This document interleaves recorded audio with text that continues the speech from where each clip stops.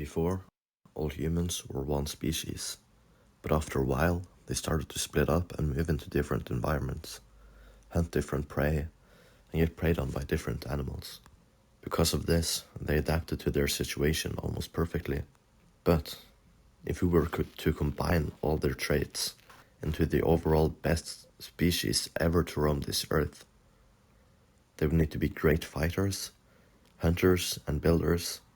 They must be robust, agile, intelligent, effective, and able to supply their body with sufficient nutrients. This could be done by hunting more effectively or not using too many calories. After creating their figure, we need to set up their tribes and interactions, as well as find some extra useful adaptations, which other human species possess during one point in time. We want to start with a good basis. There are so many to pick from. It's for sure between us and Neanderthals though. The Neanderthals' width make them overheat in the warmer environments. This adaptation helped them survive the freezing cold. However, since we're making the overall best species, we can't have them cooking to death in warmer climates. In the cold, our species is just going to have a bit more clothing. So, our species is now slim and about 6 feet tall. Furthermore, the ideal species should have the durability and strength of the Neanderthals. Compared to us, the Neanderthals were much more bold in their hunting strategy. In Africa, our ancestors used bows to hunt down large animals, but the Neanderthals went straight up to them and stabbed them with spears. As evidenced by their injuries and spears and shoulders, and their special ability, which enabled them to survive being thrown around by rhinos like ragdolls. We're also going to implement the brow ridges of the Neanderthals, since they can't protect our eyes and skull. Neanderthals also freakishly strong and are believed to have been able to bench 500 pounds. And that's if you were just an average male. So now we have the Homo sapien build with a Neanderthal strength. Improved breathing would be an insane advantage. Luckily for us, the Neanderthals and the Denisovans possessed breathing capabilities of which we lack.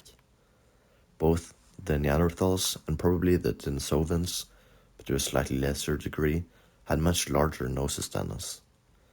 This helped them breathe in the cold air, and just the air in general, much more effectively. They lived in warm regions as well, so it shouldn't be a disadvantage for them when they're staying in warmer locations. Furthermore, the Denisovans had much better breathing at higher altitudes, as discussed in this BBC article. In addition, the Neanderthals had different immune systems, so if they acquired them as well, that would have been a great advantage.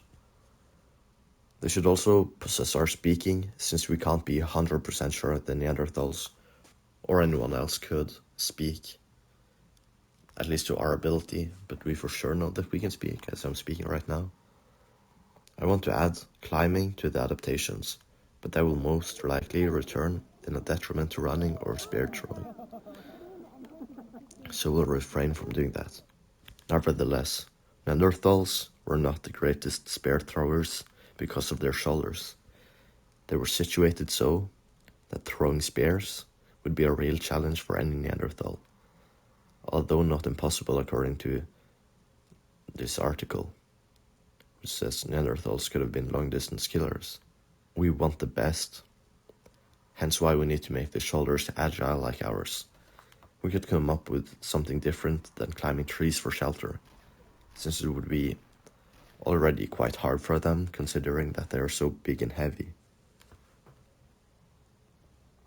Since they can't find shelter in trees, they will just have to find shelter in each other. Hence, they won't have to climb any trees.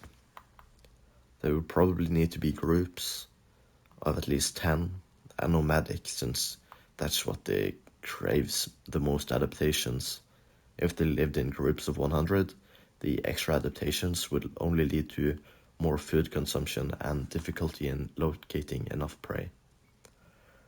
Now the small population of the Neanderthal tribes is considered to be the main cause of their extinction, but we can imagine that the tribes of this species are set up of states in a large country or union where we all protect each other from outside influence. This has been done by Homo sapiens at least frequently throughout history. Since there are so few, they will probably focus on medium prey like deer. However, they are still able to hunt down large prey like mammoths. It's just that they won't be able to eat it before it goes bad. Except for maybe in the winter or for trading with different tribes, which in all likelihood happened frequently in the real Stone Age. They hunt collaboratively, running after the animal with their crazy endurance and striking it down powerfully with their huge muscles. They also sometimes focus on small prey like rabbits or large scary monsters like the cave bear or cave lion, perhaps striking them down while they're sleeping in the caves. They have a unique culture and bury their dead to stop animals from invading the cave to consume them, and from attracting more animals to feast on the dead body. The final product. The species we have created are 6 feet tall, big and insanely strong, dense and durable with large heads and noses like the Neanderthals. They possess adaptations like better breathing while running and at higher altitudes, better immune systems and thick brow ridges. They live in small communities and talk like us. They hunt strategically and effectively. Their species would slowly spread all over the globe and, over a while, create more advanced civilizations. However, I believe they will remain in smaller numbers, meaning smaller wars, smaller villages, and all else. I believe this since they are a lot like Neanderthals, who kept their small numbers for hundreds of thousands of years. Nevertheless, this species would have beaten any singular above-average man of our species. This species could very well came in fruition. So it's interesting to discover alternate possibilities. Thanks for watching, and I hope you come again some other time.